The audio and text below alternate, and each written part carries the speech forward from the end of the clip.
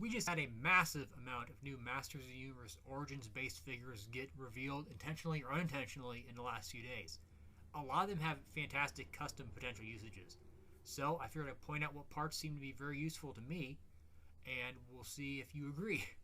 We'll start with the basic Origins figures. We'll start with Demo Man here, and his forearms are new. He has a spiked gauntlets, very similar to Mutant He-Man, but Mutant He-Man uses the Andre arms. They're much larger, so these are the standard Origin arms.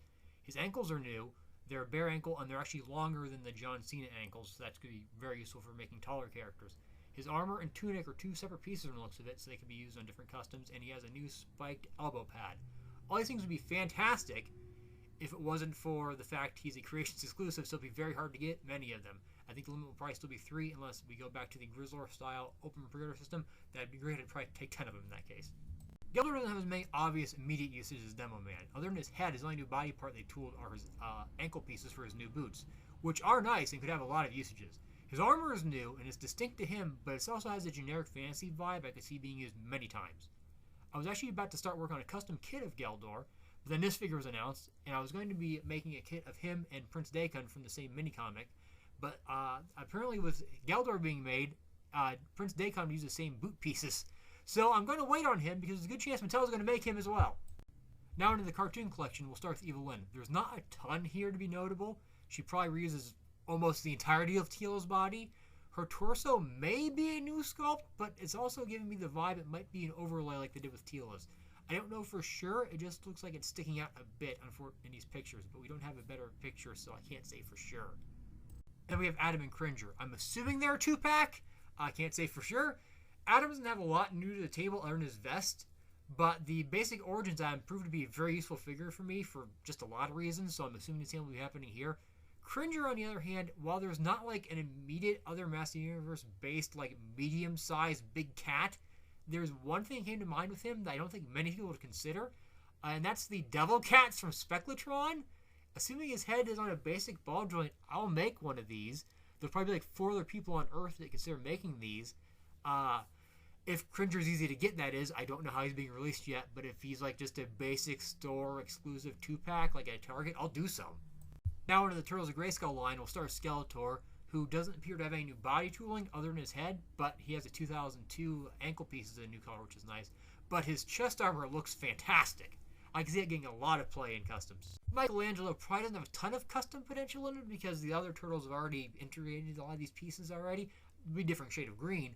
But his torso is interesting. I'm not sure we're going to be seeing with the back with a shell integration here, but his armor is like a bizarre mashup of the Flying Fist armor and the battle armor. That's really neat.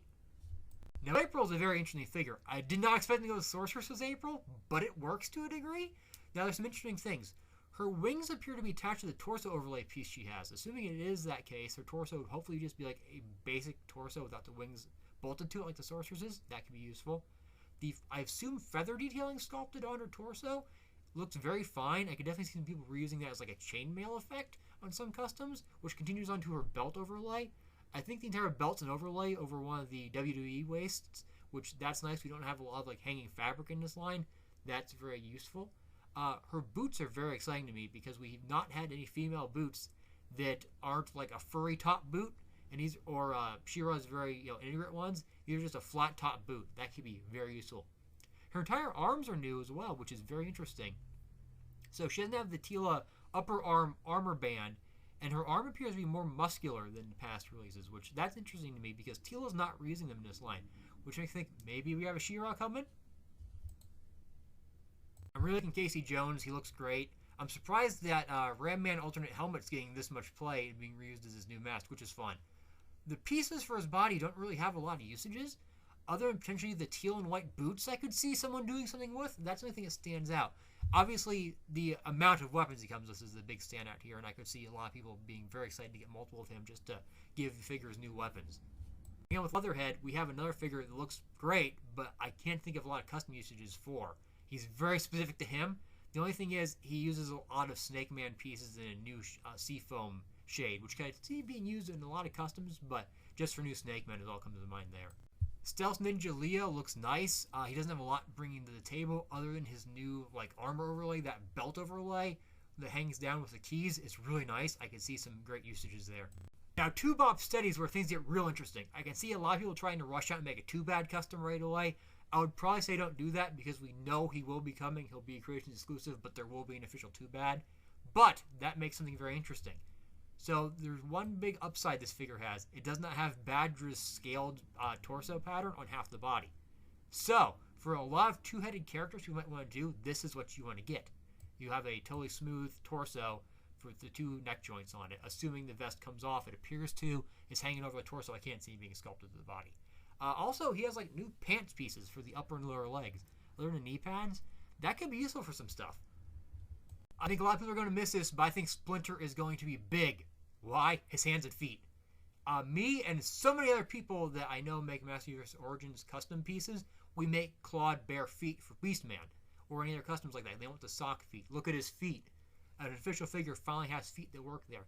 His hands are also new, which means you now have a new hand source for that body type that doesn't have that odd glove detail sculpted on a lot of people don't acknowledge. But they're brand new. It's a new pose. We got sort of like a clawing hand. This is going to be big for a lot of customs. Now we have the checklist figures. At this point in time, we don't have a better picture of a lot of them. We will very soon, but I'm just going with what we see here. I can't really make out a ton with Teela. We know what her design looks like. She looks great. I can't really see anything that comes to mind other than like Teela pieces. So if you can think of a Teela part, there may be a new sculpt of it in here. Now the Stealth Ninja He-Man, that cloak looks fantastic. I can think of far too many customs already I want to make with that. So I'm very much looking forward to him.